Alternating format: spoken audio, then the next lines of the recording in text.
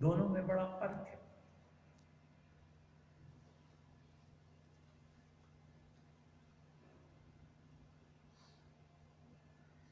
اس لیے اس امت نے بہت سی چیزیں جو اس دنیا کو فراہم کی اور ایسے کارنامے کیے جو قیامت تک سونے کے حروف سے لکھے جائیں، ان میں انہوں نے مختلف میدانوں میں جو تنظیمات کی، تنظیمات کا مطلب یہ ہے کہ انہوں نے کتاب و سنت وہی ان چیزوں کو سامنے رکھ کر پورا عقیدے کا ایک نظام دنیا کو دیا کہ عقیدہ کیا چیز ہے۔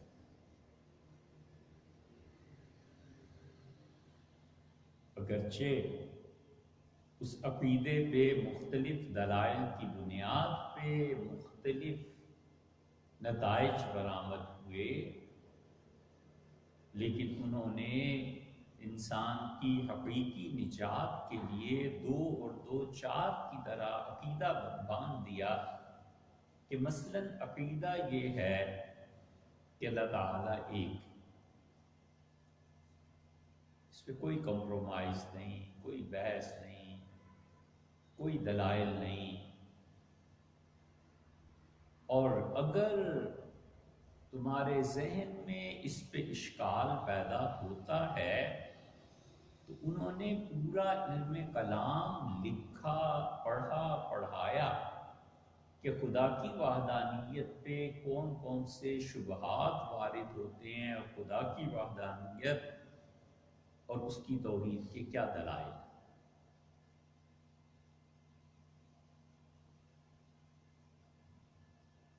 بہت بڑا کام یہ کیا کہ قانون کو منضبط کیا کہ قانون یہ ہے، تجارت میں قرض پہ نفع اٹھاؤ گے تو وہ سود ہے، تجارت میں انویسٹمنٹ کرو گے اور پتہ ہے کہ سرمایہ 2 سال کے بعد واپس آئے گا تو صارف کو پیسے دینا اور نفع کی شرح بڑھا دینا کہ میرا سرمایہ 2 سال کے لیے انویسٹ ہو رہا ہے، یہ سود نہیں ہے۔ ایک مکان 1 کروڑ کا بیچتا ہے اور اس نے کہا کہ 1 کروڑ اس سے کیش لے لیں، تو کہتا ہے کروڑ کا ہے، اور وہ کہتا ہے کہ 1 کروڑ جو ہے یہ آپ کو 10 قسطوں میں ادا کروں گا، تو 10 مہینے تک 1 کروڑ روپے پہ فرض کر لیجئے کہ اس نے 30 لاکھ کمانے تھے، تو کہتا ہے کہ آپ اگر 10 مہینے میں سال میں ادا کریں گے تو ٹھیک ہے، لیکن میں مکان 1 کروڑ 30 لاکھ میں بیچتا ہوں۔ یہ انویسٹمنٹ ہے اس کی، اور اس نے اپنی انویسٹمنٹ پہ نفع کمایا ہے، باندھ دیا شریعت نے، اسے کہا ٹھیک ہے، کوئی حرج نہیں۔ سیدنا علی رضی اللہ عنہ جا رہے تھے،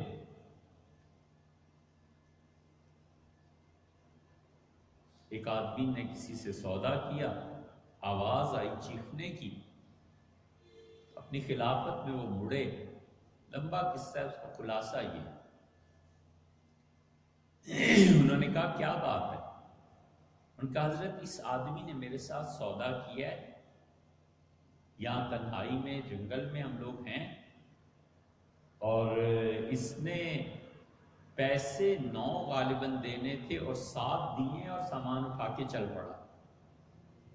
سیدنا علی رضی اللہ عنہ نے اس سے کہا، اور جو ان کے ساتھ دوست تھے پکڑا اور کہا 2 روپے اور تو اسے دیے، اور پھر اس نے کہا معاملہ صاف ہو گیا ہے، تو اس سے کہا ٹھیک ہے جاؤ۔ سیدنا علی رضی اللہ عنہ کا بھی جاؤ، نہیں معاملہ نہیں صاف ہوا، اور اس سے کچھ کوڑے مارے، اور فرمایا معاملہ اب صاف ہوا ہے، کیونکہ چور جس کی چوری کرتا ہے اس پہ مال کی واپسی کے باوجود حکومت کا حق باقی ہے کہ حکومت اسٹیٹ کو قائم رکھے اور چوروں کو سزا دے۔ یہ چند درے جو میں نے تمہیں مارے ہیں اب صاف ہوا ہے مسئلہ، صرف پیسے دینے سے صاف نہیں ہو گیا۔ ہزاروں مثالیں کہ انہوں نے قانون کو باندھ دیا۔ بڑی اچھی ایک کتاب آئی ہے ابھی، آپ پڑھا کیجئے۔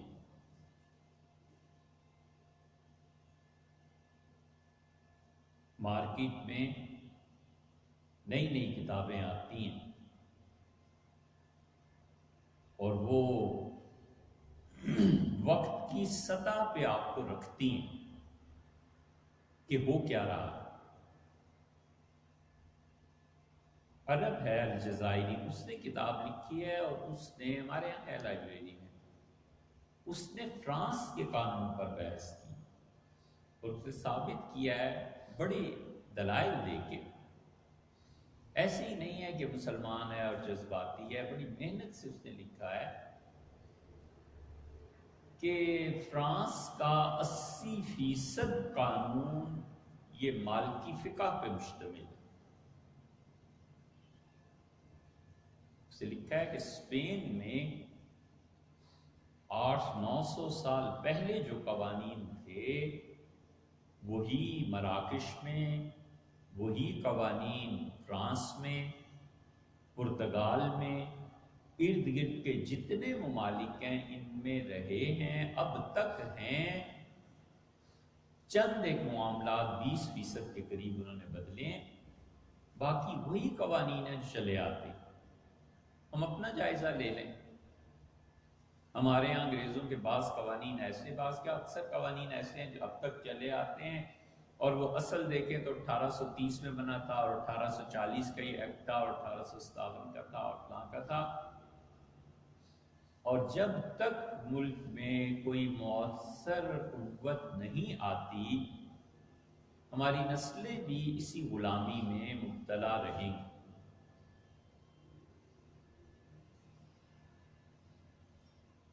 گھوڑے کے چارے کے پیسے اتنے آنے، تھانوں میں اب تک وہی ہوتا ہے کہ گھوڑے کا پیسہ ظاہر ہے تھانے میں آتا ہے تو گھوڑے کی مت کہاں رہی، وہ تو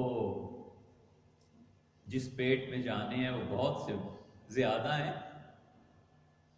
لیکن اچھا ہوا گھوڑے کی مت رکھی تھی، گدھے کی نہیں رکھی تھی۔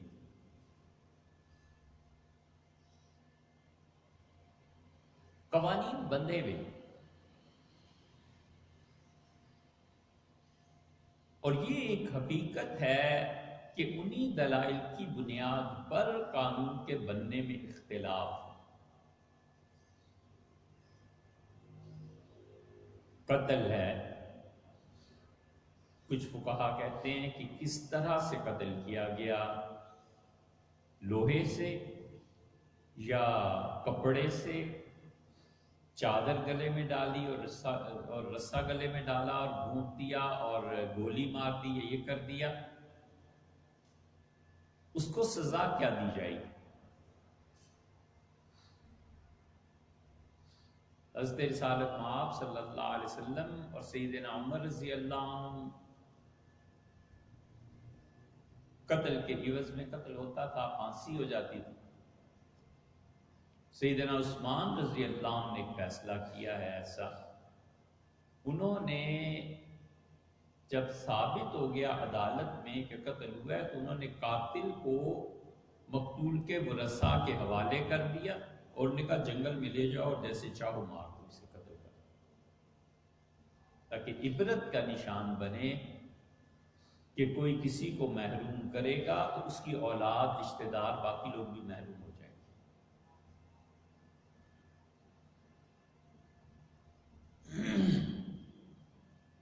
ان عظیم الشان روایات میں سے ایک روایت وہ ہے دنیا میں عقیدے اور قانون کے علاوہ ان لوگوں نے قائم کی جن لوگوں نے انسانی روح اور اخلاقیات اور نفس اور شعور پر بحث کی.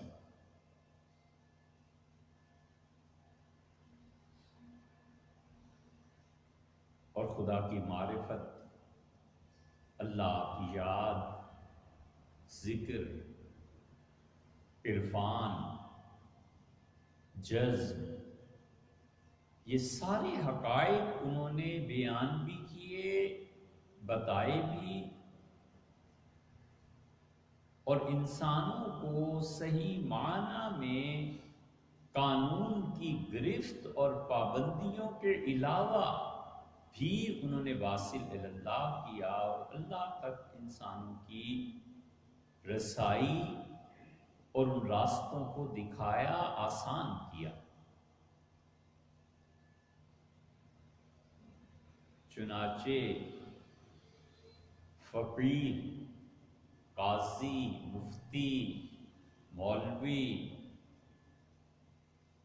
وہ جرم کی نوعیت کو دیکھ کر اس پہ سزا کو نافذ کرتا ہے تاکہ معاشرہ منظم رہے، اور صوفی جرم کی نوعیت کو دیکھ کر اس کے اسباب کو کاٹتا ہے جڑ سے تاکہ آئندہ یہ گناہ ہوئی.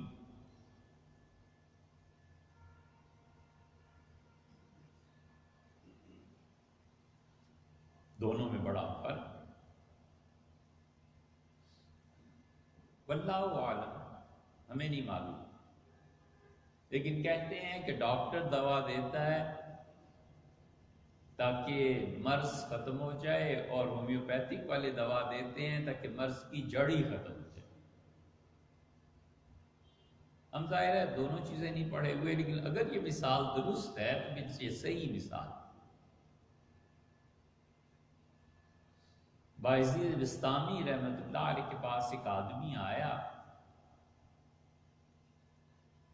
رو رہا تھا، اس نے اپنے گناہ کا اعتراف کیا. بایزید بڑے گھبرائے ہوئے تھے. انہوں نے کہا حوصلہ کرو، کیا گناہ ہو گیا؟ تو اس سے کوئی بڑا گناہ بتایا. تو بایزید رحمت اللہ علیہ نے لمبی سانس لی. انہوں نے کہا میں سمجھا کہ غیبت کر رہے ہو.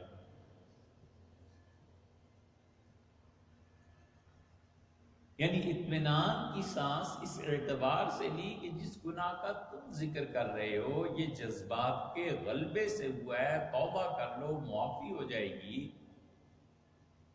اور اگر غیبت اور جھوٹ جیسے گناہ کرو گے تو معاشرہ تباہ ہو جائے گا، اس کی معافی کدھر سے ہوگی؟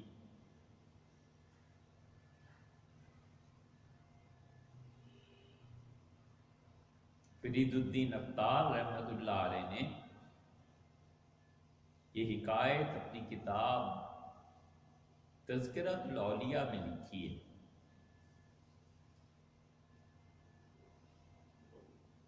یہ تذکرۃ الاولیاء بہت اس میں تبدیلیاں واقع ہوئی ہیں.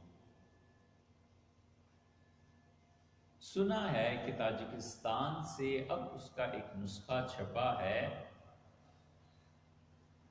اور وہ صحیح ترین نسخہ ہے.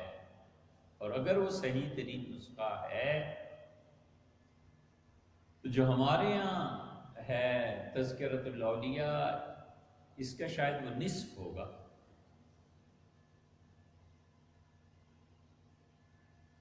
فرید الدین افطار رحمت اللہ علیہ جو تھے امام تھے اس مکتبہ فکر کے جس نے انسانوں کو صحیح معنی میں انسانیت سکھائی اور اللہ تک پہنچنے کے راستے کو واضح کیا.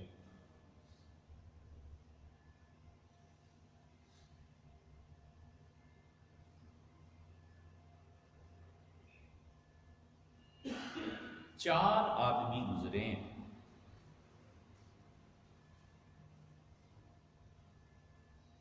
اور یہ چاروں آدمی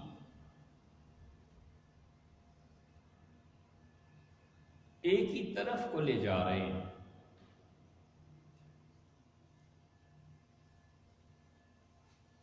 امام تھے اپنے دور کے.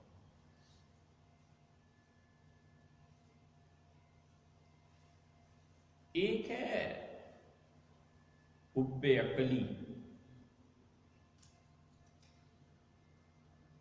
اور ایک ہے حب عشقی.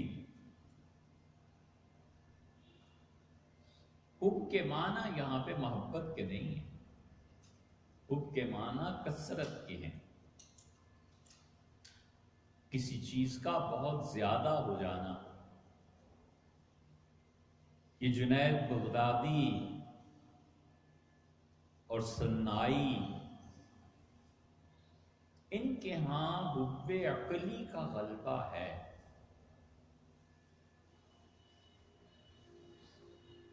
اور اللہ کی محبت اور تعلق کے لیے ان کے ہاں سمجھنا پڑتا ہے، غور کرنا پڑتا ہے. ایسے نہیں ہے کہ ادھر سنائی نے کہا اور ادھر دل میں یہ بات آ گئی. مشکل مرحلہ ہے، اس کے لیے اپنے آپ کو تیار کرنا پڑتا ہے سمجھنے کے لیے.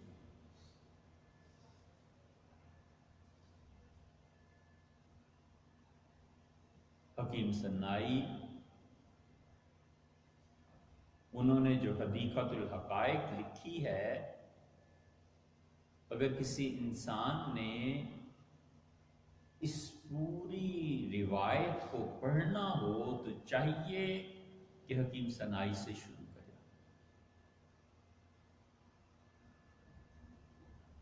فرید الدین عطار رحمۃ اللہ علیہ اور سنائی میں عجیب بات یہ ہے، اور بہت سے اور لوگ بھی مل جائیں گے، کہ ان کی عمریں بالکل خالص دنیا داری میں گزری، اور 40واں سال زندگی کا ایسا تھا جس میں انقلاب برپا ہوا.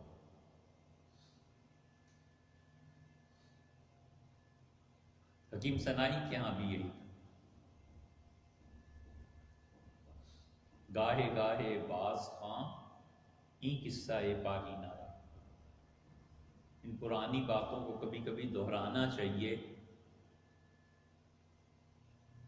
اس سے بڑا فرق پڑتا ہے طبیعت پہ اور انسان سیکھتا ہے.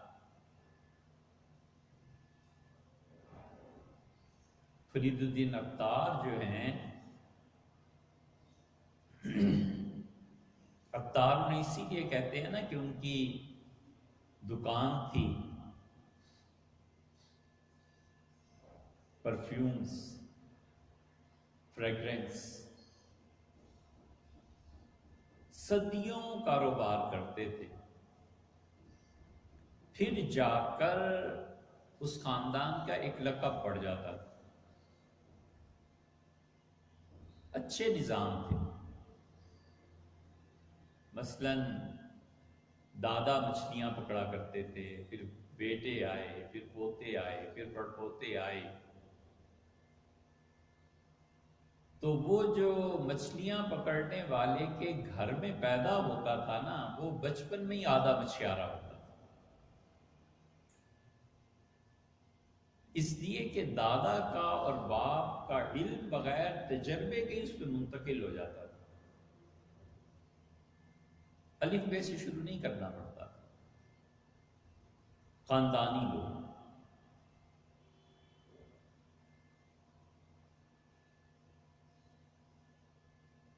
اب بھی انگریزوں میں بھی ہوتے خاندان ہوتے ہیں.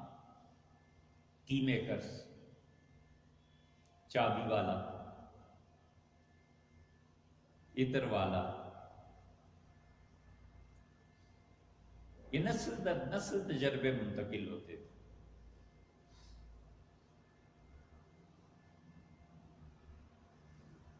عطار جو تھے رحمت اللہ علیہ، ان کے والد بھی صوفی تھے. ایک دن بڑا دن تھا، عید ہوگی، کوئی شبرات کوئی ایسی چیز ہوگی، اپنی دکان پہ کھڑے بیچ رہے تھے اور ہجوم تھا گاہکوں کا. تو ایک آدمی آیا اس نے ریل ویل پیسے کی دیکھی سب چیزیں، تو اس نے کہا کہ اللہ نے اتنا کچھ آپ کو دیا ہے، اس میں کچھ تھوڑا سا حصہ مجھے بھی دے دیں۔ تو عطار نے اسے کہا کہ ہٹو، دھندے کا وقت ہے۔ اس نے پھر اصرار کیا، پھر کیا، تو ان کا دیکھتے نہیں ہو اتنے لوگ کھڑے ہیں۔ اس نے کہا میں حیران ہوں کہ تم مرو گے کیسے؟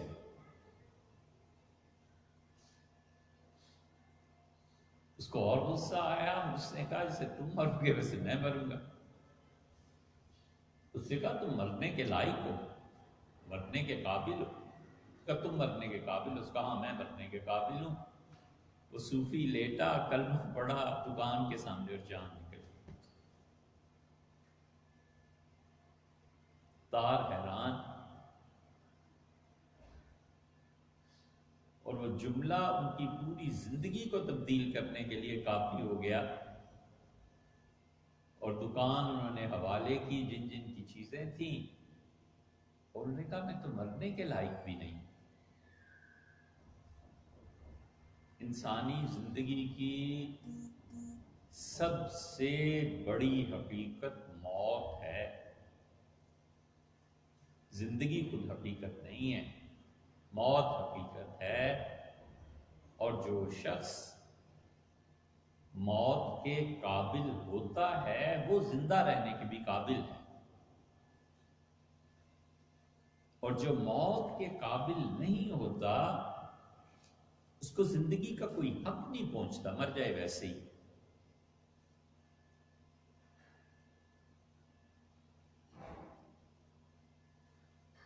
موت کے جو قابل ہوتا ہے نا، پھر اس کے لیے کوئی رکاوٹ نہیں ہوتی۔ مرنے کے قابل تھا، موت آئی اور ایک زندگی سے دوسری زندگی میں منتقل ہو گیا۔ وَلَنُحْيِيَنَّهُ حَيَاةً طَيِّبَةً، اور ہم انہیں آخرت کی پاک زندگی دیں گے۔ اس زندگی میں کچھ کسر باقی بھی تھی تو روح نکلنے کی روح نکلی، اور اس میں کچھ پھر بھی آلائش باقی تھی مادے کی، اس مادے کو ختم کر کے روح کو ادھر منتقل کر دیا۔ اس لیے کہ انسانی جسم برباد کرنے کے لیے ہے، یہ انسانی جسم کا خاصہ ہے، یہ برباد کرتا ہے، خود یہ فنا کرتا ہے۔ دیکھتے نہیں ہو، ہر انسان اپنی صلاحیتوں کو فنا کرتا ہے، ہر انسان سرمائے کو فنا کرتا ہے، فنا کرتا ہے پھر کماتا ہے پھر فنا کرتا ہے، اور وقت اور وجود یہ دونوں فیکٹرز ایسے ہیں جو فنا کرتے ہیں، اور روح کا خاصہ بقا ہے، باقی رہنا ہے۔ اور اللہ نے یہ امتحان پیدا کیا ہے کہ جس کو باقی رہنا تھا اس کو فنا کے پیچھے لگا دیا ہے کہ زندگی گزارو۔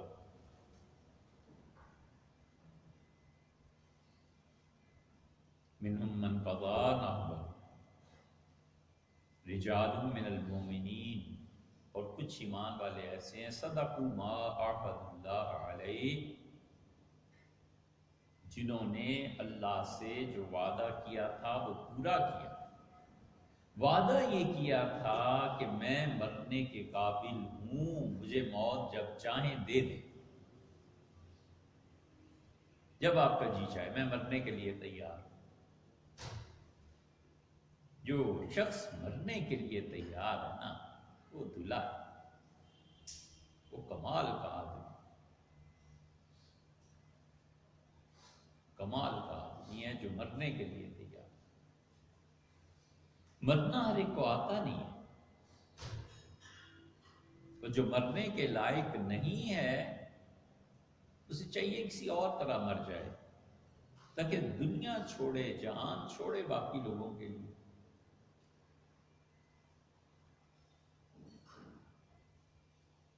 منہم من قضا نحبہ، کچھ ایسے ہیں جو اپنے وعدے کو پورا کر چکے، ومنہم من ینتظر، اور کچھ ایسے ہیں جو انتظار کر رہے ہیں موت کا کہ کب آئے۔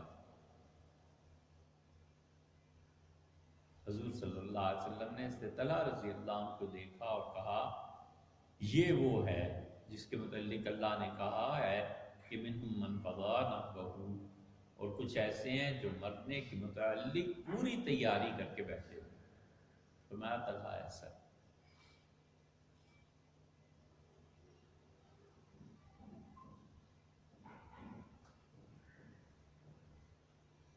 موت اگر شربت ہے نا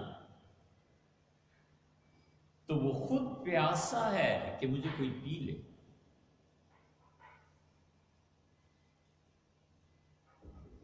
موت خود چاہتی ہے کہ مجھے جگہ ملے۔ جو تجھ بن نہ جینے کو کہتے تھے ہم، سو اس عہد کو اب وفا کر چلے۔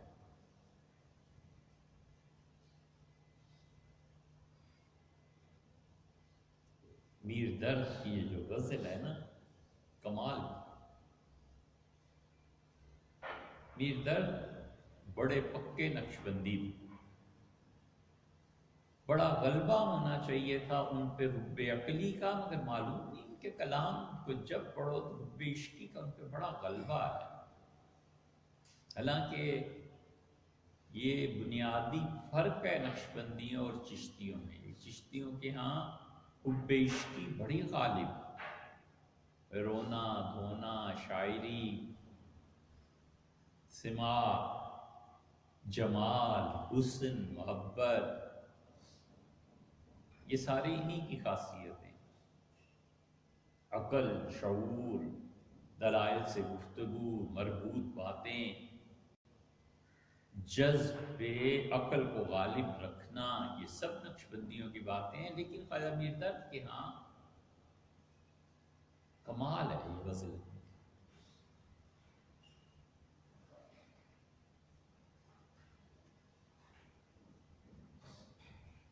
پوری اردو شاعری میں شاید کسی نے اتنا بڑا شعر نہ کہا ہو جتنا میر درد نے وجود کی وحدت کی طرف لے جانے کو کہا ہے۔ وہ زمانے سے باہر اور مجھے، اللہ کی ذات نے زمانہ بنایا ہے نا، زمانہ خدا کی تخلیق ہے۔ وہ زمانے سے باہر اور مجھے رات دن انتظار گزرے۔ میں رات اور دن کے پیمانے سے ناپ رہا ہوں کہ کب اس سے ملوں گا، اور وہ زمانہ رات اور دن ہے نا جو اس سے کہیں وراء الورا۔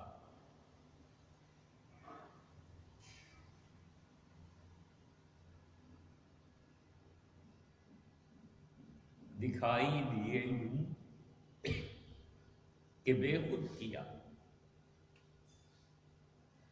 ہمیں آپ سے بھی جدا کر چلے۔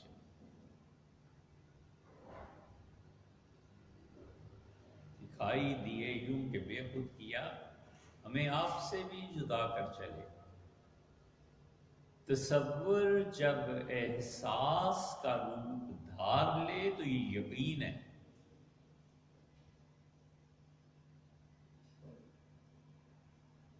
تصور احساس کے درجے میں پہنچ جائے تو یہ یقین ہے۔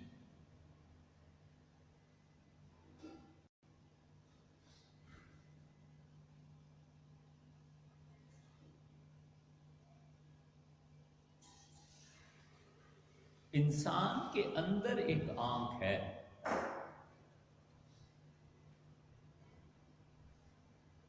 وہ نہ دیکھ کر مطمئن ہوتی ہے، اور ظاہر کی آنکھ دیکھ کر مطمئن ہوتی ہے۔ بدصورتی کا احاطہ انسان کی نظر کر لیتی ہے، تبھی تو دوسری مرتبہ منہ اٹھا کے دیکھتا نہیں۔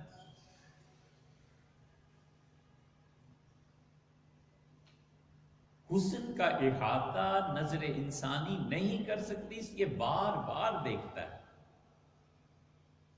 تشنگی باقی رہتی ہے، حسن نظر کی گرفت میں نہیں آتا، بدصورتی چونکہ گرفت میں آ جاتی ہے، اس لیے دوبارہ ادھر منہ بھی نہیں کرتا۔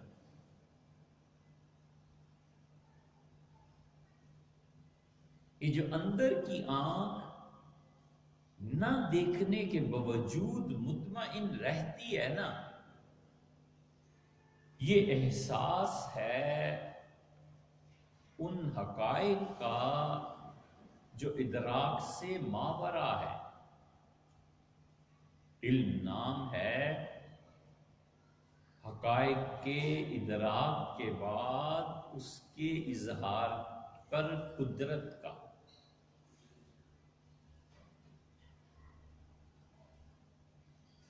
علم نام ہے حقائق کے ادراک کے بعد اس کے اظہار پر قدرت کا۔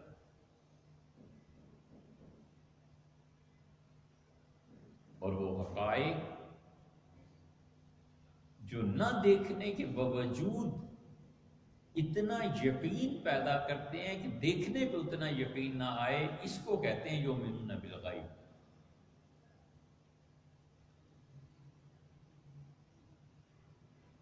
تو موت جو ہے نا،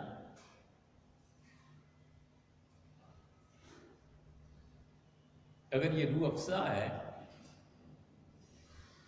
تو پینے والے کو تلاش کرتی ہے کہ کہیں مل جائے، مجھے لے لے۔ سب سے بڑی حقیقت ہے زندگی، مرنا نہیں نہ آتا، وہ جینے کے قابل نہیں ہوتا۔ جیسے مرنا آتا ہے نا، بڑا آزاد ہوتا ہے۔ موت کو شعوری طور پر قبول کرنا انسان کو آزاد بناتا ہے، اور جب تک موت کو شعوری طور پر قبول نہیں کرتا، غلام رہتا ہے۔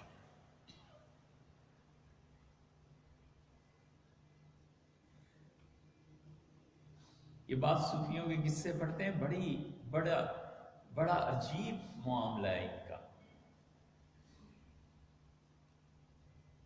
ایک صوفی نے کہا کہ کفن کدھر ہے؟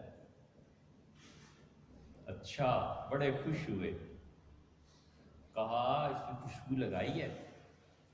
کہا جی۔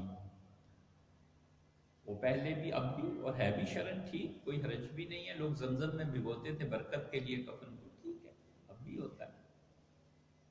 ان کا زمزم میں بھگویا، ان کا بھگو لیا، چارپائی بھی تیار ہے، اس سے کہا ہاں، قدر ایسے پوچھ کہ ان کا مرنے کا وقت آ رہا ہے، بس ابھی تھوڑی دیر میں مر جاؤں گا تو اچھی طرح نہلات بلا کے مجھے رخصت کرنا دنیا سے، بڑے خوش ہیں، آج ہی تو خوشی کا دن ہے، آج ہی تو محبوب سے ملنا ہے۔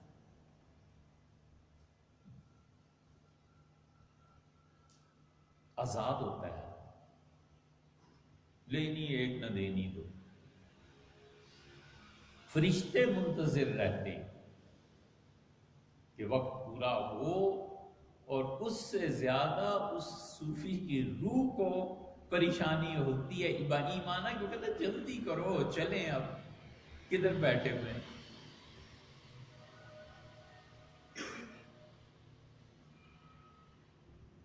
توحید نام ہے زوائد کے سقوط کا۔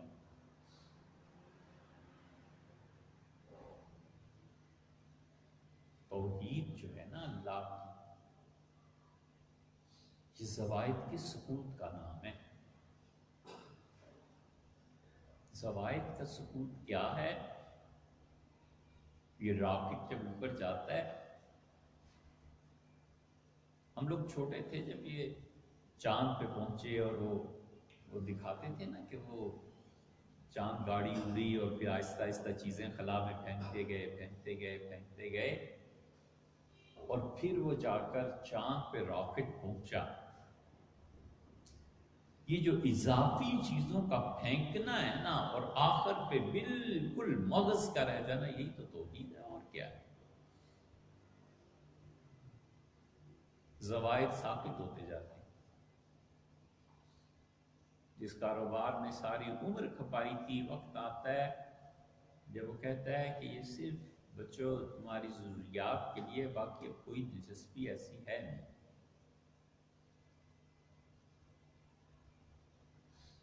پھر خاندانی جھگڑے یہ وہ سب اس کے سامنے ہوتے رہتے ہیں، اور کہتا ہے اب فرصت نہیں، اب چلنا ہے، اب تم سنبھالو.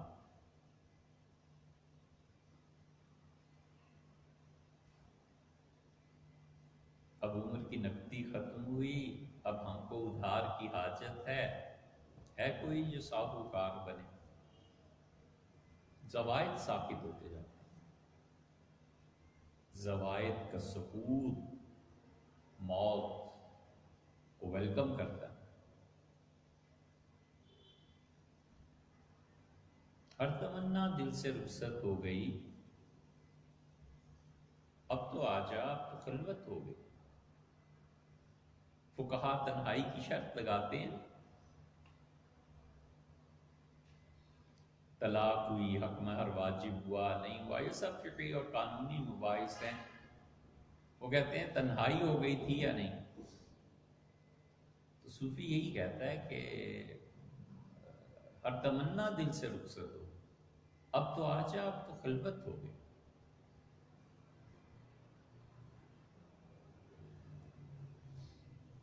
فرید الدین عطار کی زندگی بدل گئی. ایک جملہ ہی تو تھا، اس نے کہا تم کب مرنے کے قابل ہو؟ اچھا تم ہو کہاں؟ بیٹا مر گیا.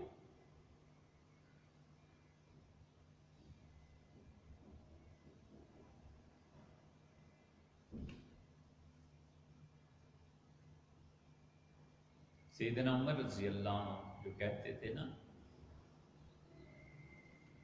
بڑی گہری بات فرماتے تھے، دنیا حضور اقدس صلی اللہ علیہ وسلم کے نہ قریب آئی نہ وہ اس کے قریب گئے، اور ابو بکر رضی اللہ عنہ کے قریب آئی تھی، انہوں نے اسے رد کر دیا تھا، لوٹا دیا تھا. اور میرا اب دیکھو کیا حال ہوتا ہے.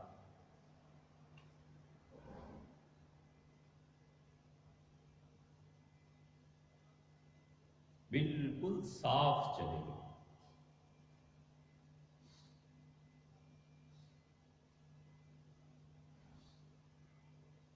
اتنے صاف چلے گئے کہ اتنی بڑی بڑی چیزیں اللہ نے انہیں دی، کسی چیز پہ نظر نہیں ٹکی. ابن عباس رضی اللہ عنہ نے وفات سے پہلے ان کی تعریف کی بہت، اور کہا سی بخاری میں آتا ہے، انہوں نے کہا کہ اللہ نے آپ کو اسلام کی، جب آپ لائے تو اللہ نے اسلام کو آپ کے ذریعے طاقت دی. پھر حضور صلی اللہ علیہ وسلم دنیا سے گئے تو وہ آپ سے خوش تھے. یہ ایک پیمانہ تھا صحابہ رضی اللہ عنہ کے درمیان، یہ ایک پیمانہ تھا کہ رسول اللہ صلی اللہ علیہ وسلم دنیا سے گئے تو کس سے خوش تھے، کس سے ناراض تھے. آپ نے فرمایا تھا کہ تم میں سے کچھ لوگ ایسے ہوں گے جو پھر مجھے نہیں دیکھ سکے. عبد الرحمن ابن عوف رضی اللہ عنہ نے یہ روایت سنی، اور جو کچھ پاس تھا اس نے عائشہ رضی اللہ عنہ سے کہا کہ سب خیرات کرتا ہوں تاکہ ان کی زیارت رہے باقی. یہ ایک پیمانہ تھا. عمر رضی اللہ عنہ نے جب خلافت دی ہے کمیٹی کو، تو انہوں نے اس کمیٹی کے افراد کے متعلق معیار کیا فرمایا؟ یہ کہا کہ حضور صلی اللہ علیہ وسلم تشریف لے گئے، وَقَانَ عَنْهُمْ رَاضٍ، اور وہ 6 یہ جو آدمی میں نے منتخب کیے ہیں سب سے خوش تھے، راضی تھے.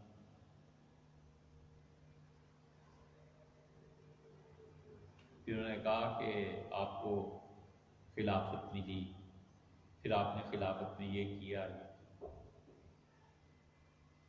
سیدنا عمر رضی اللہ عنہ نے کہا بس کرو عباس کے بیٹے، وہ جو اسلام اللہ نے دیا تھا یہ اس کا احسان ہے، حضور صلی اللہ علیہ وسلم خوش گئے، یہ ان کا مجھ پہ احسان فرمایا، خلافت سیدنا ابوبکر رضی اللہ عنہ نے منتخب کیا، یہ ان کا احسان ہے۔ اما انا، یہ جو میں ہوں نا خود، لا لیا ولا علیہ، نہ تو خدا یہ دیکھے کہ کیا نیکی کر کے لایا، اور نہ خدا یہ پوچھے کہ کیا غلطی کی ہے، بس ادھر ہی ادھر پرے ہی پرے جنت میں بھیج دے، کسی چیز کا نہ حساب دے بس۔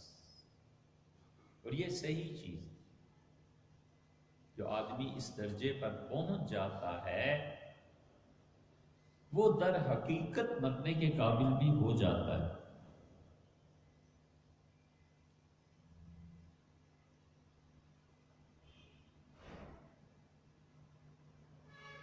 تو فرید الدین عطار 40واں سال تک سب کچھ دے دیے، والد کی طرح صوفی ہو گئے، پھر انہوں نے بغداد کا رخ کیا۔ بغداد میں اس وقت سلسلہ کبرویہ کے جو امام تھے نجم الدین کبرا زندہ تھے۔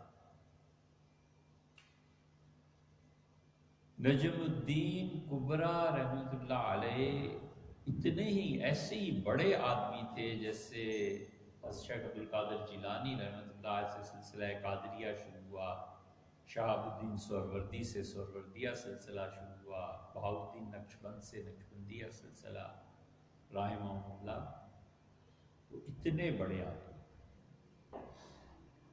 ان کے ایک خلیفہ تھے مجد الدین۔ مجد الدین جو تھے ان سے عطار جا کر بیٹھ ہوئے۔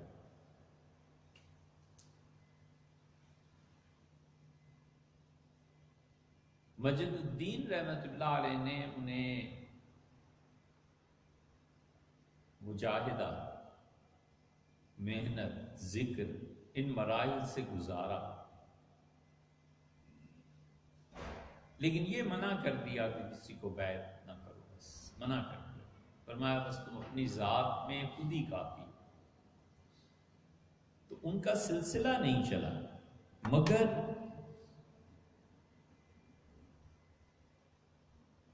بعض درخت ایسے ہوتے ہیں کہ وہ ساری اس کی شیرینی اور اس کی صلاحیتیں سمٹ کے پھل میں آ جاتی ہیں، جیسے آم۔ اور بعض درخت چیزیں ایسی ہوتی ہیں کہ اوپر سے نیچے تک ہر جگہ رس ہی رس ہے، گنا۔ عطار بھی ایسے ہی ہوئے تھے، کوئی سلسلہ ایسا نہیں ہے جس میں ان کے فیوزات، ان کی برکات نہ پہنچی۔ حکیم سنائی تھے، سنائی کی جو تعریف علامہ اقبال نے کی ہے نا، پڑھنے کے قابل۔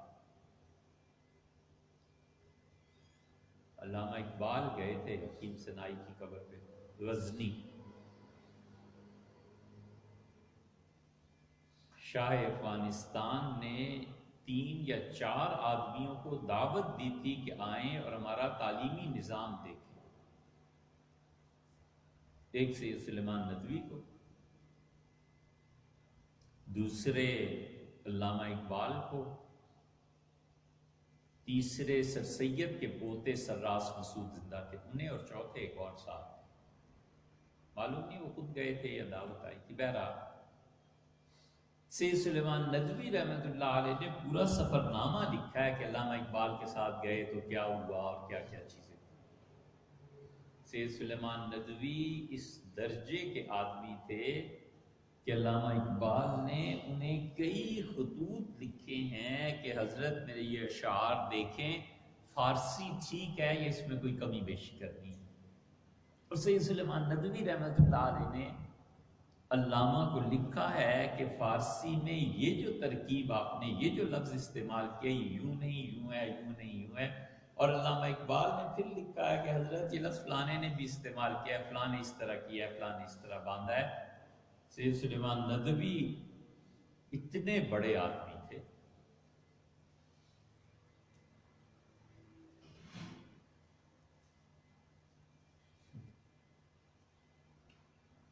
پاکستان جب بن گیا تو ڈھاکہ تشریف لے گئے۔ ڈھاکہ والوں نے انہوں نے تجویز کیا پیش کی یونیورسٹی میں، انہوں نے کہا کہ اگر ہمیں اکٹھا رہنا ہے دونوں خطوں کو، مغربی اور مشرقی پاکستان کو، تو بنگلہ زبان جیسے پہلے لکھی جاتی تھی اردو، فارسی، ترکی، عربی کی طرح، اس طرح سے اسے شروع کیجئے اور یہ ہندی کی طرح بنگلہ کا لکھنا ختم کریں۔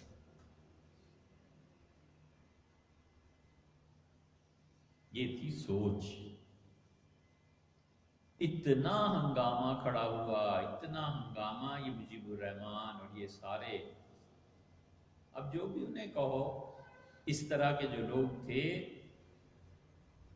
سٹیج پہ چڑھ آئے اور سید سلیمان ندوی رحمۃ اللہ علیہ کی پگڑی اتار کر وہ پھینک دی، اور وہ مار پٹائی اور دھکے، اور جلدی جلدی جوتوں کا ہار پرو کے سید سلیمان ندوی رحمۃ اللہ کے گلے میں ڈال دی۔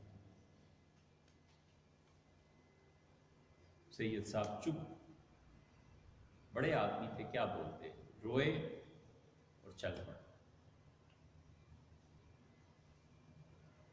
یہ مسلم لیگ کے ہی کارنامے ہیں۔ یہ 1906 میں بنی تھی نا، تو جو کارنامے ہیں کچھ وہ بھی تو ہیں نا، ایسے ہی تو نہیں ملک دو ٹکڑے ہو جاتے، ایسے ہی تو نہیں خدا کی طرف سے فیصلے ہوتے۔ یہ کیا ہو گیا، 90,000 قیدی ہو گئے اور امت پہ داغ لگ گیا اور یہ ہو گیا اور ہو گیا، اور کرتوت کیا کیے تم نے وہ نہیں دیکھا۔ یہ بڑی خون چکاں داستان ہے، لیکن جب زمام کار نااہل کے ہاتھ پہنچ جائے تو پھر قیامت آنی ہوتی ہے، پھر کوئی نہیں روک سکتا۔ گاڑی میں ونڈ سکرین جو ہوتی ہے، کبھی کبھی اس میں پھوٹ پڑ جائے نا، تو پھر وقت کے ساتھ ساتھ وہ پھوٹ بڑھتی جاتی ہے، کوئی اس کو نہیں روک سکتا، حتیٰ کہ شیشہ پورا کریک ہو جاتا ہے۔ یہ سید سلیمان ندوی رحمۃ اللہ علیہ کے ساتھ کیا۔ بہت چیزیں ہیں ایسی۔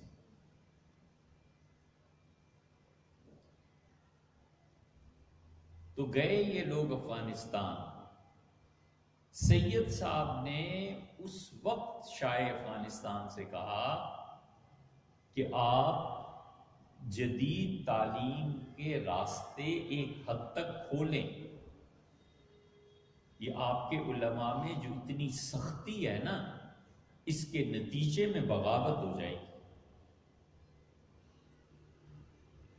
یہ جو بالکل پابندیاں لگ گئی ہیں نا، ان پابندیوں کو نرم کریں، وگرنہ یہ بغاوت ہوگی اور افغانستان برباد ہو جائے گا۔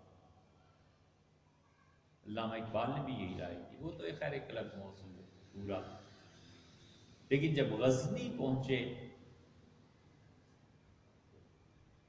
تو سید صاحب نے لکھا ہے کہ ہم گئے، حکیم سنائی کے مزار پہ فاتحہ پڑھی اور ہم کھڑے رہے باہر، اور علامہ اقبال سنائی کے مزار پہ کھڑے اور ہاتھ باندھ کے اور پیروں روتے رہے، زار زار روتے رہے، حتیٰ کہ وہ رونے سے فارغ ہوئے، باہر آئے تو پھر ہم چلے۔ حکیم سنائی کی حقیقت الحقائق بہت بڑی چیز ہے۔ فارسی میں ایک سلسلہ ہے شعر حکمت۔ شعر حکمت کا مطلب یہ ہے کہ فلسفہ اخلاقیات اور عرفان، ان تینوں موضوعات پر جو شاعری ہے اس کو جمع کر دینا۔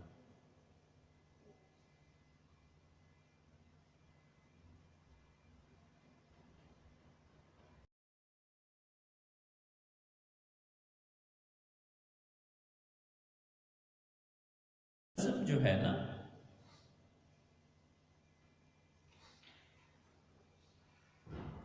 یہ خاصہ ہے ان کا، اب تو دنیا میں مختلف جگہوں پہ شروع ہو گئی، بلکہ بہت عرصے سے ہی ہیں، اب تو اور بھی زیادہ ہو گئی ہیں۔ ان کا حال بن گیا عشق اور محبت جب شعور میں رہتی ہے تو محبوب کے ملنے نہ ملنے، ہجر و وصال کے قصے ہوتے ہیں، اور عشق اور محبت جب اس سے ماورا ہو کے حال بن جاتی ہے تو وہ درد ہو جاتا ہے، اور یہ درد جب بڑھتا ہے تو خود ہی درما ہوتا ہے۔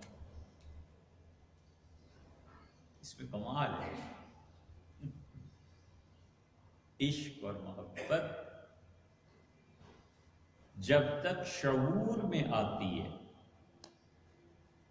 تب تک یہ بچھڑنا اور ملنا اور جانا اور آنا اور سب چیزیں شعور میں رہتی ہیں۔ جب محبت اس درجے کی ہوتی ہے، اور جب محبت اس سے بلند تر ہوتی ہے،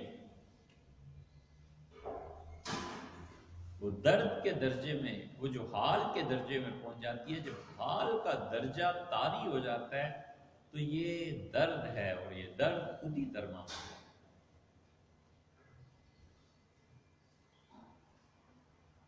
یہ ہر ایک کے ساتھ ہوتا ہے،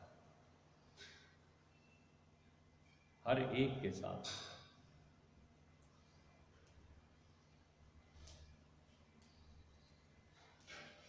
حب عشقی میں جب از خود رفتہ ہو جائے اور درد کے مقام پر پہنچ کے کوئی ہاتھ نہ پکڑے تو دیوانہ ہو جاتا ہے۔ جو دیوانگی طاری ہو جاتی ہے اور صحراؤں کو بھاگ جاتے ہیں اور دنیا سے قطع تعلق کر لیتے ہیں، یہ عشق حال کے درجے تک پہنچ جاتا ہے۔ اور اگر کوئی ہو ہاتھ پکڑنے والا اور کوئی نگرانی کرے اور توجہ قائم رہے تو بے عقلی غالب آ جاتی ہے، بچ جاتا ہے۔ سنائی میں بے عقلی ہے، اور سنائی کے بعد یہ جو دوسرا آدمی آیا ہے نا، فرید الدین عطار میں عشق غالب ہے، اور انہوں نے حکیم سنائی سے یہ فائدہ اٹھایا کہ ان سے بے عقلی لی اور اپنی طرف سے بے عشقی کو داخل کر دیا۔ اس لیے فرید الدین کو پڑھنا آسان ہے، وہ بے عشقی۔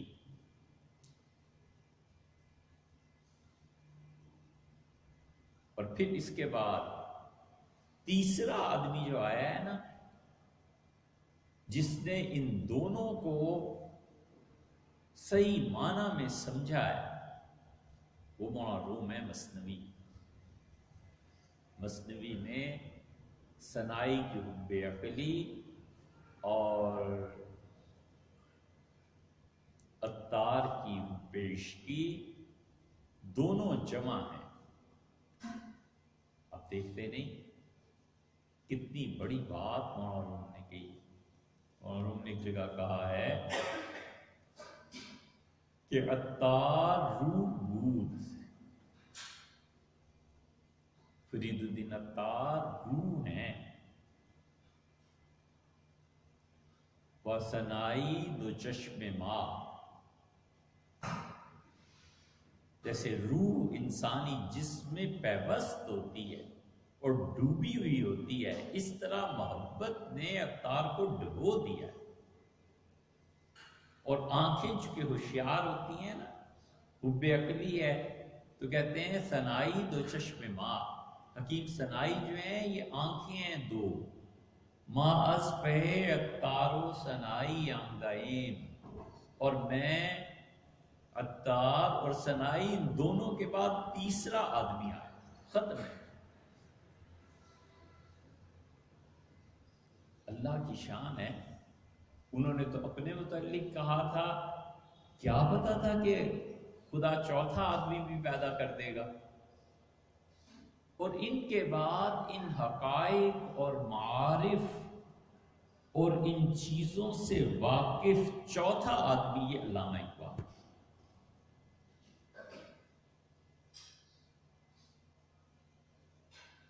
ہے۔ تو بڑی بات، لیکن پتہ نہیں، کہنے میں بھی کوئی حرج نہیں، پتہ نہیں شاید کسی زمانے میں کوئی آدمی ہو اسے اس فکرے سے نفع پہنچے۔ ثنائی اور عطار اور رومی ان تینوں کو اگر نہیں پڑھا ہوا ہو نا تو بات سمجھ میں نہیں آتی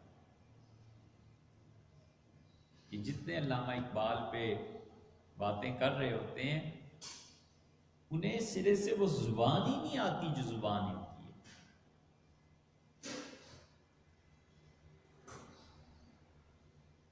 ہم جو بلڈ پریشر پہ بیٹھ کے ایک لیکچر دیں تو ظاہر ہے کہ ڈاکٹرز ہنسیں گے، بچے کہیں گے، پوچھیں گے مفتی صاحب بلڈ پریشر تو بڑے دور کی بات ہے، آپ کو انگلش بھی آتی ہے کہ نہیں آتی؟ ایک میڈیا ہے نا اس کے ذریعے، کشتی ہے نا اس کے لیے پانی ضروری ہے، اونٹ کے لیے خشکی ضروری ہے، اسی طرح بنیادی طور پہ انجینئرنگ ہے، میڈیکل وغیرہ وغیرہ، کمپیوٹر سائنس ہے، انگلش اب لینگویج ہو گئی نا، کسی کو وہی نہیں آتی اور وہ دعویٰ کرے کہ فلاں علم میں ماہر ہے تو ہنسی نہیں آتی تو اور کیا ہو۔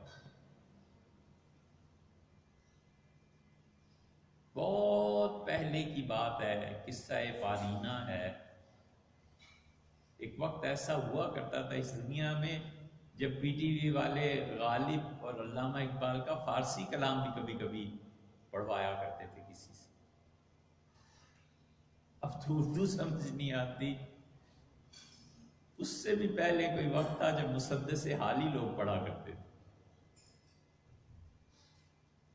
کہ حالی نے مسدس کہی، اور مسدس ایسی چیز تھی کہ سر سید نے ایک جگہ لکھا ہے کہ اللہ قیامت میں پوچھے کہ زندگی میں کیا کیا، حساب دو، میں کہوں گا حالی سے مسدس لکھوائی تھی، بخش دے۔ اب مسدس حالی کو کون پڑھے اور کون پڑھائے؟ مسدس حالی کا کمال ہے کہ شکوہ اور جواب شکوہ لکھی گئی، علامہ اقبال نے لکھی۔ حالی اپنے درجے میں جس کمال کے آدمی تھے، ایسے آدمی کہاں۔ نواب مصطفیٰ خان شیفتہ کیا رہے، اور نواب مصطفیٰ خان جو تھے وہ اس درجے کے آدمی تھے، ان کے پوتے پڑپوتے اب بھی کراچی میں،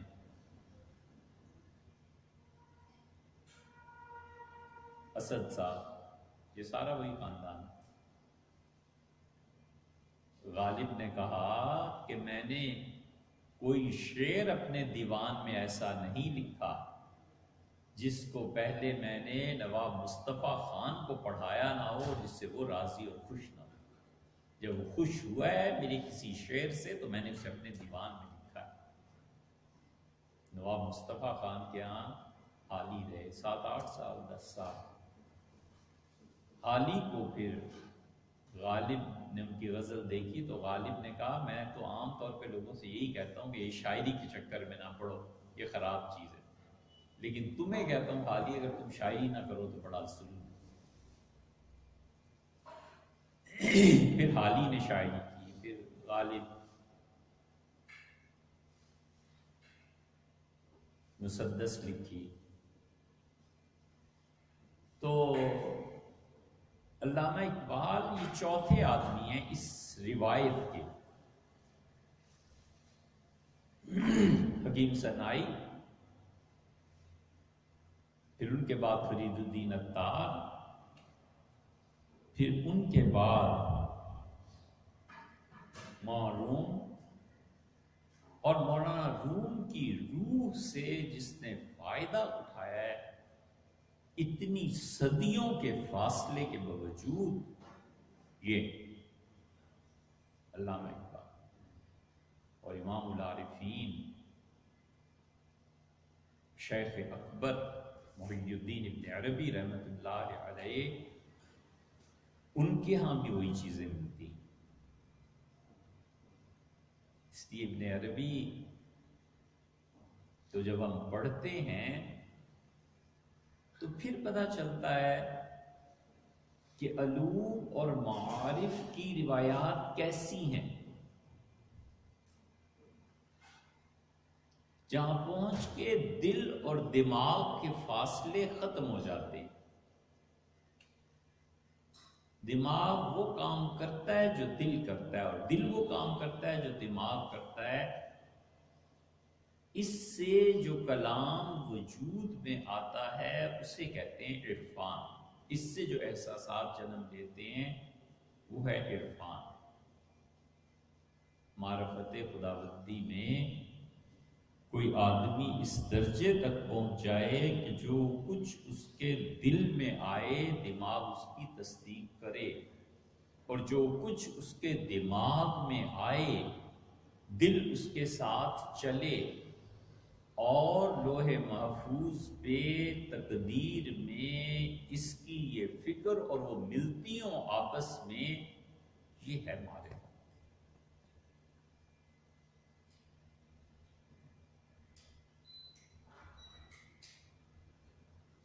ورنہ عقل اور عشق یہ لڑتے رہتے ہیں۔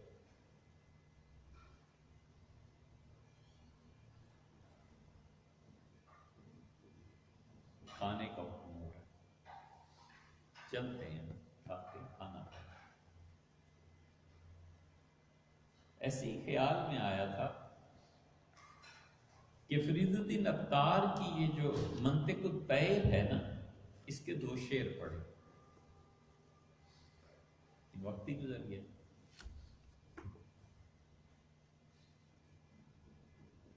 ان کی جو حدیقت الحقائق ہے نا سدائی کی، اس کے بعد یہ کتاب ہے منطق الطیر، برڈز پارلیمنٹ، یہ اس کا ترجمہ انگلش میں ہوا ہے۔ امریکن برٹشرز بہت پڑھتے ہیں اس، اور اس کے بعد ہے مثنوی، اور اس کے بعد ہے علامہ کی اسرار و رموز بے، کمال کی یہ ساری کتابیں ہیں۔ لیکن عشق اور عقل جو ہے نا دونوں جھگڑتے رہتے ہیں۔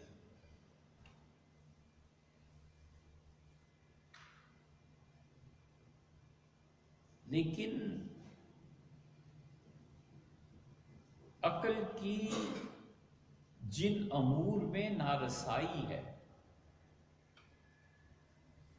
عقل جن حقائق کا ادراک نہیں کر سکتی،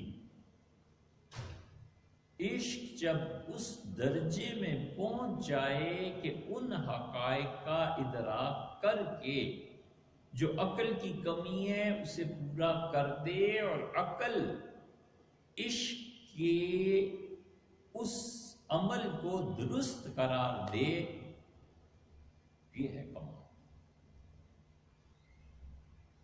بس پھر کہیں عقل کی رسائی نہیں ہے ہر حقیقت تک۔ عشق جب حقائق کی رسائی تک پہنچے اور عقل کی اس کمی کو پورا کرے، اور پھر عقل تصدیق کر دے کہ تم ٹھیک ہو، یہ انتہا۔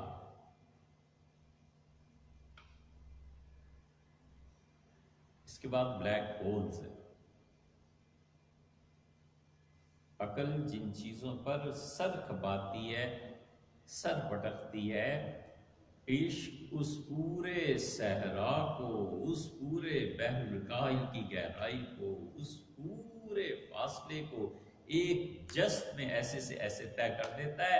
جب وہ طے کر کے پہنچتا ہے تو عقل کو پھر عقل شعور آتا ہے کہ اوفو، اصل چیز یہ تھی جس کے میں بیچ میں رکاوٹ تھی۔ عقل ان نتائج کی تصدیق کر دے جو عشق نے کیے ہیں، یہ کمال۔ عقل کہتی ہے بیٹے کو کیسے ذبح کرو گے؟ عشق کہتا ہے ذبح کرنا ہے، وہ لٹا دیتا ہے، لٹانے کے بعد بچانے والا اسے بچا لیتا ہے۔ عقل کی جو نارسائی تھی نا اس مقام عشق تک، اب وہ تسلیم کرتی ہے کہ تم نے جو کچھ کیا وہ ٹھیک کیا، یہ کمال۔ یہ ابراہیمیت ہے، یہ حنفیت ہے، یکسو ہو جانا اپنے مقصد میں۔ فرد جب تمام مباحث سے بلندر ہو کے اپنے مقصد کے لیے یکسو ہو جاتا ہے نا، اسے کہتے ہیں۔ خیال تھا منطق الطے پہ بات کریں، چلو پھر کبھی سے